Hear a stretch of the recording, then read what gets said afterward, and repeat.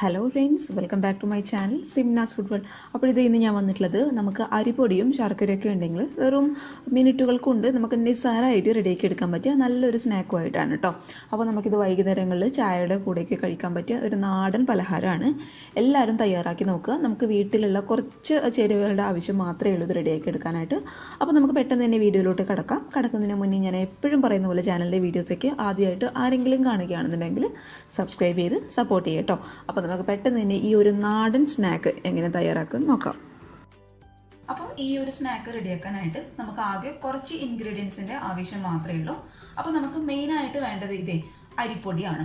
അപ്പോൾ അരിപ്പൊടി എന്ന് പറയുമ്പോൾ ഞാനിവിടെ കറക്റ്റ് 6 ടേബിൾ സ്പൂണോളം അരിപ്പൊടി എടുത്തിട്ടുണ്ട്. അപ്പോൾ അരിപ്പൊടി എന്ന് പറയുമ്പോൾ ഒരിക്കലും പുട്ടുപൊടിയൊന്നും ഉപയോഗിക്കാനായിട്ട് പാടില്ല. ഏറ്റവും നൈസായിട്ടുള്ള, അതായത് തരികളില്ലാത്ത പൊടി വേണം ഉപയോഗിക്കാനായിട്ട്. അതായത് നമ്മൾ ഇടിയപ്പം അതേപോലെ വെള്ളയപ്പമൊക്കെ ചുടാൻ ഉപയോഗിക്കുന്ന ഏറ്റവും നൈസായിട്ടുള്ള പൊടി 6 ടേബിൾ സ്പൂണോളം ഞാൻ എടുത്തിട്ടുണ്ട് കേട്ടോ. പിന്നെ നമുക്ക് വേണ്ടത് ഇതേ ചിരകിയെടുത്ത തേങ്ങയാണ്. അപ്പോൾ 6 ടേബിൾ സ്പൂൺ പൊടി എടുക്കുകയാണെങ്കിൽ കറക്റ്റ് 3 ടേബിൾ സ്പൂണോളം ചിരകിയെടുത്ത തേങ്ങ. പിന്നെ ശർക്കര ചീകിയെടുത്തത് 3 ടേബിൾ സ്പൂണോളം, അതേപോലെ വെള്ള അവൽ 3 ടേബിൾ സ്പൂണോളം. അപ്പോൾ വെള്ളം ഇല്ലാന്നുണ്ടെങ്കിൽ അതിന് പകരമായിട്ട് നിങ്ങളുടെ കയ്യിൽ ബ്രൗൺ അവലാണുള്ളതെങ്കിൽ അത് കൊടുക്കാം കേട്ടോ. അപ്പോൾ നമ്മൾ അരിപ്പൊടി എടുക്കുന്നതിൻ്റെ നേരെ പകുതി ആയിരിക്കണം തേങ്ങയും അതേപോലെ ശർക്കരയും അവലും എടുക്കാനായിട്ട്. അപ്പോൾ ഇത് 4മാണ് മെയിനായിട്ടുള്ള ഇൻഗ്രീഡിയൻസ്. അപ്പോൾ നമുക്ക് പെട്ടെന്ന് തന്നെ ഇതെങ്ങനെ ചെയ്യുന്നതും കൂടി നോക്കാം. അതിനായിട്ട് ഇതേ ഒരു മിക്സിയുടെ വലിയ ജാർ ഞാൻ എടുത്തിട്ടുണ്ട്. അതിലോട്ട് നമ്മൾ എടുത്തു വെച്ച അരിപ്പൊടി ഇതേ കംപ്ലീറ്റ് ആയിട്ട് ഞാൻ ഇട്ട് കൊടുക്കുകയാണ്. അതേപോലെ നമ്മൾ എടുത്തു വെച്ച തേങ്ങ 3 ടേബിൾ സ്പൂണോളം ഞാൻ ഇട്ട് കൊടുത്തിട്ടുണ്ട്. ഇനി ഈ ഒരു മാവിന് ആവശ്യമായിട്ടുള്ള ഒരു നുള്ളു ഉപ്പ്. അപ്പോൾ ഉപ്പ് ഇടുമ്പോൾ ശ്രദ്ധിക്കുക, ഒരുപാട് അങ്ങ് കൂടി പോകാൻ പാടില്ല. നമ്മൾ ഇട്ട് കൊടുക്കുന്ന ഈ ഒരു ശർക്കരയുടെ ആ ഒരു മധുരമൊക്കെ ഒന്ന് ബാലൻസ് ആയി കിട്ടാൻ വേണ്ടിയിട്ട് ഒരു നുള്ളു ഉപ്പ് മാത്രം കേട്ടോ.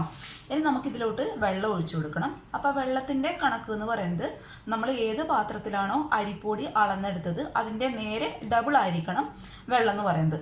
അപ്പോൾ നമ്മൾ ഈ ഒരു പാത്രത്തിലാണ് അരിപ്പൊടി അളന്നെടുത്തിട്ടുള്ളത്. അപ്പോൾ ഇങ്ങനെയുള്ള പാത്രത്തിൽ 2 കപ്പോളം വെള്ളം, സാധാരണ വെള്ളം കേട്ടോ. അപ്പോൾ ഇത് 1 കപ്പ് ഞാൻ ഒഴിച്ചു കൊടുക്കുന്നുണ്ട്. അപ്പോൾ നമുക്ക് വീണ്ടും ഇതേ 1 കപ്പും കൂടി അങ്ങോട്ട് ഒഴിച്ചു കൊടുക്കാം. ഇനി നമുക്കിത് രണ്ടും നന്നായിട്ടൊന്ന് മിക്സിയുടെ ജാറിലിട്ട് തരികളൊന്നുമില്ലാതെ ആ തേങ്ങയൊക്കെ നല്ല ഫൈൻ പേസ്റ്റായിട്ട് അരയുന്ന രീതിയിൽ നന്നായിട്ട് അങ്ങോട്ട് അരച്ചെടുക്കാം.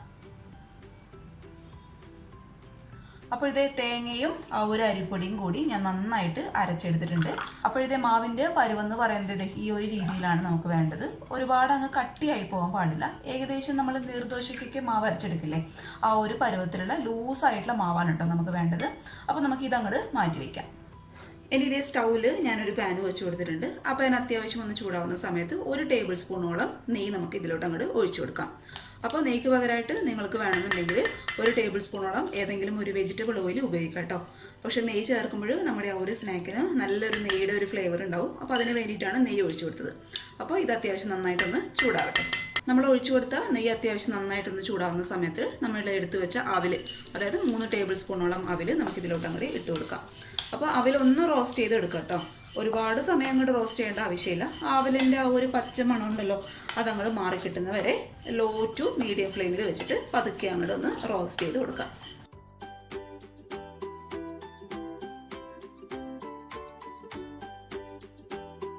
ഇത് നമ്മൾ ചേർത്ത് കൊടുത്ത അവലിൻ്റെ ആ ഒരു പച്ച സ്മെല്ലൊക്കെ മാറി ഏകദേശം നെയ്യിൽ നന്നായിട്ട് വിളയിച്ചെടുത്ത ആ ഒരു അവലിൻ്റെ സ്മെല്ല് വരുന്ന സമയത്ത് നമ്മൾ ചീകിയെടുത്ത ശർക്കര, അതായത് 3 ടേബിൾ സ്പൂണോളം ശർക്കരയും കൂടി നമുക്കിതിലോട്ട് അങ്ങോട്ട് ചേർത്ത് കൊടുക്കാം.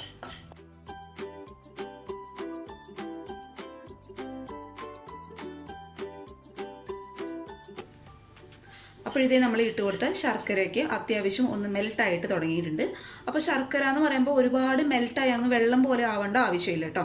ഏകദേശം ഒന്ന് ഉരുകി നമ്മുടെ അവലിലൊന്ന് കറക്റ്റായിട്ട് ഈ ഒരു പരുവത്തിൽ ഒന്ന് കോട്ടായി കിട്ടണം. ആ ഒരു സമയത്ത് നമുക്ക് സ്റ്റൗ അങ്ങോട്ട് ഓഫ് ചെയ്ത് ഇത് ചൂടാറാനായിട്ട് അങ്ങ് മാറ്റി വെക്കാം.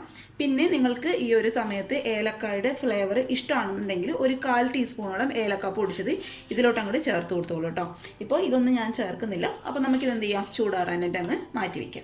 ഇനി നമ്മൾ റെഡിയാക്കി വെച്ചിട്ടുള്ള ഈ ഒരു ശർക്കര അതുപോലെ അവലിൻ്റെ മിക്സ് ചൂട് ഒന്ന് മാറിക്കഴിഞ്ഞാൽ നമ്മൾ നേരത്തെ റെഡിയാക്കി വെച്ച മാവിലോട്ട് ഇതങ്ങോട്ട് ഇട്ട് കൊടുക്കാം. അപ്പോൾ ഈ അവിൽ മിക്സിൻ്റെ ചൂട് ഒരുപാട് മാറാനായിട്ട് അങ്ങോട്ട് കാത്തു നിൽക്കേണ്ട ആവശ്യമില്ല കേട്ടോ. ജസ്റ്റ് ഒന്ന് ചൂട് മാറി കിട്ടിയാൽ മാത്രം മതി. ഇനി നമുക്ക് കംപ്ലീറ്റ് ആയിട്ട് ഈ ഒരു മാവിലോട്ട് അങ്ങോട്ട് ഇട്ട് കൊടുക്കാം. അപ്പോൾ ഇതെന്ന് പറയുമ്പോൾ ഒരുപാട് അങ്ങോട്ട് കുത്തി ഇളക്കാനായിട്ട് പാടില്ല കേട്ടോ. ഒരുപാട് അങ്ങ് ഇളക്കി കഴിഞ്ഞാൽ ഇതെല്ലാം കൂടി സെപ്പറേറ്റ് ആവും. നമ്മൾ ഈ ഒരു സ്നാക്ക് കഴിക്കുമ്പോൾ നമ്മുടെ ഈ ഒരു അവൽ അതുപോലെ ശർക്കരയുടെ മിക്സ് നമുക്കൊന്ന് കടിക്കാനായിട്ട് കിട്ടണം. അല്ലാന്നുണ്ടെങ്കിൽ അവൽ കടിക്കാനായിട്ട് കിട്ടും. പക്ഷേ ഈ ഒരു പരുവത്തിൽ ഇത്ര വലുപ്പത്തിലുള്ള ചെറുതായിട്ടൊന്ന് കടിക്കാനായിട്ട് കിട്ടണം. അപ്പോഴാണ് ഈ ഒരു സ്നാക്കിന് നല്ലൊരു ടേസ്റ്റ് ഉണ്ടാവുക. അപ്പോൾ ജസ്റ്റ് ഒന്ന് പതുക്കെ ഒരു സ്പൂൺ വെച്ചിട്ട് ഇങ്ങനെ ഇളക്കി കൊടുത്താൽ മതി. അപ്പോൾ തന്നെ അത് അങ്ങോട്ട് സെപ്പറേറ്റ് ആയിക്കോളും കേട്ടോ. ചെറിയ ചെറിയ പീസായിട്ട് അങ്ങോട്ട് ആയിക്കോളും. അപ്പോൾ ഈ ഒരു പാത്രത്തിലാണ് നമ്മളിത് റെഡിയാക്കി എടുക്കാനായിട്ട് പോകുന്നത്. അപ്പോൾ അതിന് മുന്നേ ഞാൻ മാവ് ഒഴിച്ചു കൊടുക്കുന്നതിന് മുന്നേ കുറച്ച് നെയ്യ് ഇതിലോട്ട് അങ്ങോട്ട് ഗ്രീസ് ചെയ്ത് കൊടുക്കുന്നുണ്ട് കേട്ടോ. അതെന്തിനാണെന്ന് വെച്ചാൽ നമ്മുടെ സ്നാക്ക് ആയിക്കഴിഞ്ഞാൽ പെട്ടെന്ന് അങ്ങോട്ട് വിട്ട് കിട്ടാൻ വേണ്ടിയിട്ട് കുറച്ച് നെയ്യ്, ഒരുപാടൊന്നും വേണ്ട, കുറച്ച് നെയ്യ്. അപ്പോൾ നെയ്യൊക്കെ ആകുമ്പോൾ നമ്മുടെ സ്നാക്കിന് നല്ലൊരു ഫ്ലേവർ കിട്ടും. അപ്പോൾ നെയ്യില്ലാന്നുണ്ടെങ്കിൽ അതിന് പകരമായിട്ട് ഓയിൽ ചേർത്ത് കൊടുത്താലും മതിയാവും. നന്നായിട്ടൊന്ന് ഗ്രീസ് ചെയ്ത് കൊടുത്തതിന് ശേഷം നമ്മൾ റെഡിയാക്കി വെച്ച മാവ് കംപ്ലീറ്റ് ആയിട്ട് നമുക്ക് ഇതിലോട്ട് അങ്ങോട്ട് ഒഴിച്ചു കൊടുക്കാം. സ്റ്റീമറിൽ കുറച്ച് വെള്ളം ഞാൻ വെച്ച് കൊടുത്തിട്ടുണ്ട്. അതിൻ്റെ മുകളിലോട്ടായിട്ട് ഒരു തട്ട് വെച്ച് കൊടുത്തിട്ടുണ്ട് കേട്ടോ. ഇനി ഇത് പതുക്കെ നമുക്കിത് ഈ ഒരു പാത്രം പതുക്കെ കൈയൊന്നും പൊള്ളിക്കാതെ ഒന്ന് ഇറക്കി വെച്ച് കൊടുക്കാം. ഇത് കവർ ചെയ്യേണ്ട ആവശ്യമൊന്നുമില്ല. എന്നിട്ടിത് അടച്ച് വെച്ച് ഹൈ ഫ്ലെയിമിലിട്ട് കറക്റ്റ് ഒരു 20-25 മിനിറ്റ്, ലോ ഫ്ലെയിമിലോ മീഡിയം ഫ്ലെയിമിലോ വെക്കാനായിട്ട് പാടില്ല. അപ്പോൾ ആവശ്യത്തിനുള്ള വെള്ളം ഒഴിച്ചു കൊടുക്കണം ആദ്യം തന്നെ. അതിനുശേഷം ഇത് അടച്ച് വെച്ച് 20-25 മിനിറ്റ് ഹൈ ഫ്ലെയിമിലിട്ട് നമുക്ക് നന്നായിട്ടൊന്ന് സ്റ്റീം ചെയ്തെടുക്കാം. അപ്പോൾ ഇത് നമ്മുടെ പലഹാരം ഇവിടെ റെഡി ആയിട്ടുണ്ട്. ഏകദേശം ഒരു 20-25 മിനിറ്റ് എടുത്തു കേട്ടോ കറക്റ്റായിട്ട് വെന്ത് കിട്ടാനായിട്ട്. പിന്നെ ചൂട് കംപ്ലീറ്റ് ആയിട്ട് മാറിയതിന് ശേഷം മാത്രം കട്ട് ചെയ്യുക. അല്ലാന്നുണ്ടെങ്കിൽ ചൂടോട് കൂടി കട്ട് ചെയ്യാന്നുണ്ടെങ്കിൽ ഒരു ഒട്ടിപ്പിടിക്കുന്ന ഒരു ഫീൽ ഉണ്ടാവും. അപ്പോൾ അതൊന്ന് ശ്രദ്ധിച്ചേക്ക് കേട്ടോ. നല്ല ടേസ്റ്റാണ് കഴിക്കാനായിട്ട്. ഉള്ളിൽ നമ്മൾ അവൽ ചേർത്തതുകൊണ്ട് അത് ഇടയ്ക്ക് കടിക്കാനായിട്ട് കിട്ടുമ്പോൾ നല്ല ടേസ്റ്റ് തന്നെയാണ് കേട്ടോ. അപ്പോൾ എല്ലാവരും തയ്യാറാക്കി നോക്കുക. ഈ ഒരു സ്നാക്ക് ഇഷ്ടപ്പെട്ടാൽ വീഡിയോ ലൈക്ക് ചെയ്യാതെ പോകരുത്. പിന്നെ എപ്പോഴും പറയുന്ന പോലെ ചാനലിൻ്റെ വീഡിയോസൊക്കെ ആദ്യമായിട്ട് ആരെങ്കിലും കാണുകയാണെങ്കിൽ വീഡിയോ കണ്ട് ഇഷ്ടപ്പെട്ടാൽ സബ്സ്ക്രൈബ് ചെയ്യുക കേട്ടോ. അപ്പോൾ നാളെ ഒരു നല്ല വീഡിയോ ആയിട്ട് കാണുമ്പോൾ thank you for watching Simna's food world.